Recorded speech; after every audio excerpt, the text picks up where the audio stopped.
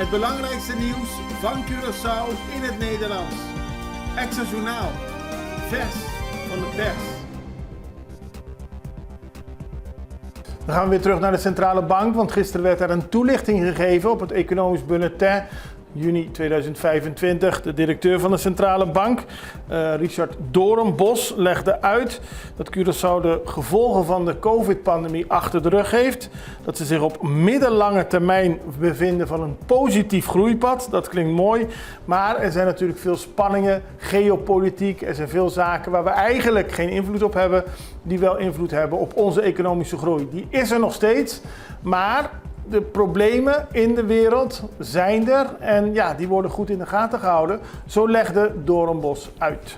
Je moet bijna wel een evenwichtskunstenaar zijn om in deze turbulente geopolitieke omgeving overeind te blijven. En dat is dan ook een belangrijk thema van ons Economic Bulletin.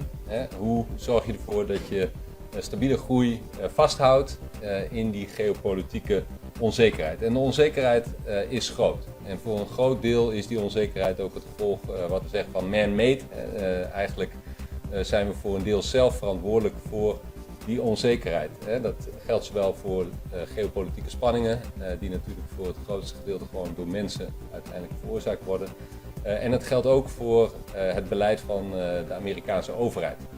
Toen de Amerikaanse overheid president Trump werd gekozen in november, waren analisten positief voor het impact op de economische groei van de verkiezingen van Trump.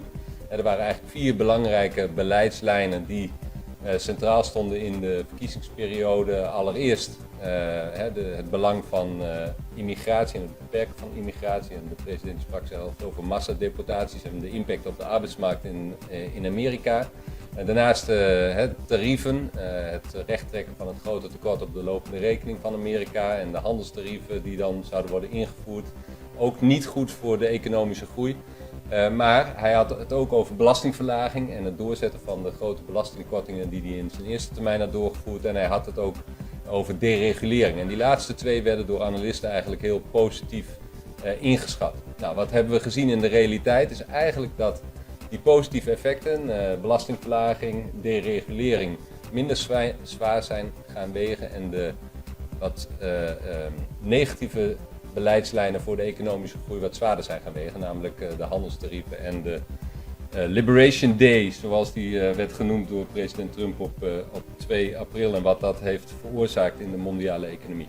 Nou, dat is de achtergrond en vandaar ook de titel.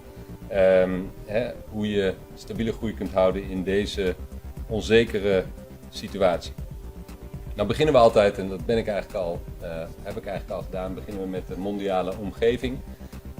We zien dat de groei zoals altijd wat hoger ligt in de opkomende economieën, in de ontwikkelde economieën iets lager, maar nog steeds lagere groei. Met name vanwege de handelsonzekerheid, geopolitieke spanningen, maar nog steeds groei. En hoewel de kans op een recessie in Amerika wat groter wordt ingeschat op dit moment dan eind vorig jaar of begin dit jaar, is het nog steeds de basisgedachte dat er groei is in de Amerikaanse economie. En dat is ook heel belangrijk voor de economie van zowel Curaçao als Sint Maarten. En ook legde hij uit dat de Curaçaose bank, de centrale bank van Curaçao en Sint Maarten, tevreden is over de overgang van de Antilliaanse gulden naar de Caribische gulden. Maar ja, er zijn nog wel wat muntjes om te wisselen, zo legt Doornbos uit. Nou, in zijn algemeenheid, dus als de vraag is van hoe gaat de transitie, dan zijn we eigenlijk tevreden met de manier waarop de transitie nu gaat. We zien dat de totale omwisseling eigenlijk voorspoedig verloopt. We zitten nu tegen de 60% van alle oude munten en bankbiljetten die weer bij ons in de versnipperaar zijn gegaan, zullen we zeggen. En dat is eigenlijk op schema. Dus aan het eind van het jaar verwachten we dat ongeveer 75% van onze munten en bankbiljetten terug is gekomen bij de centrale bank. En dan die laatste 25% is afwachten. Het zal niet die volle 30 jaar duren, denk ik. Dus op een gegeven moment zal het wel ophouden dat mensen bij de bank komen om die in te wisselen. Sommige munten en bankbiljetten zullen nooit terugkomen. Misschien dat die bij toeristen thuis zijn verdwenen of ergens ingelijst aan de muur hangen, omdat ze ze zo mooi vinden. Dus eigenlijk die omwisseling gaat heel voorspoedig. Wat we zien is dat er wat bezwaren of wat zorgen zijn van bijvoorbeeld bij het vliegveld, bij Hato zijn de automaten nog niet allemaal om naar Caribische gulden. De eerlijkheid gebied zeggen dat ze dat ook nog niet hadden hoeven doen. Dus ze hebben tot en met 1 juli de tijd om dat te doen. Dan zouden alle betaalautomaten ook naar Caribische gulden omgezet moeten zijn. En de verwachting is nog steeds dat dat gaat lukken. Dus we hebben nog tot volgende week dinsdag. En dan hopelijk zijn dan ook de parkeerautomaten bij Punda omgezet. En we verwachten dat dat nog steeds lukt. Nou, dan zien we wel, en in die zin zijn we een beetje safe by the bell, dat er steeds meer vervalsingen zijn gekomen van de 100 gulden, dus de 100 Antilliaanse gulden, de oude 100 gulden biljetten. En om die reden hebben we gezegd, die moet je gewoon niet meer accepteren als winkelier. En dat betekent dat we die nu hier bij de bank terugzien en iedereen die nu massaal bij ons komt inleveren. Nou, dat is ook goed, want wij kunnen hier goed controleren of het valse biljetten zijn of niet.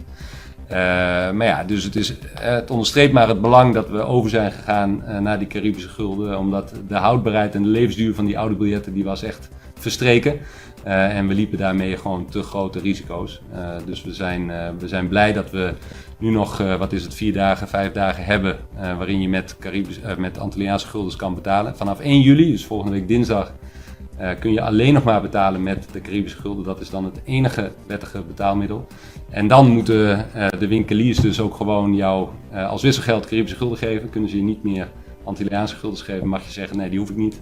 Die zijn geen wettig betaalmiddel, mag je mij niet mee betalen. En dan moeten ook alle winkeliers dus naar de bank gaan om uiteindelijk die laatste laatste voorraad die ze nog hebben misschien aan de bank te geven en die om te wisselen naar Caribische gulden.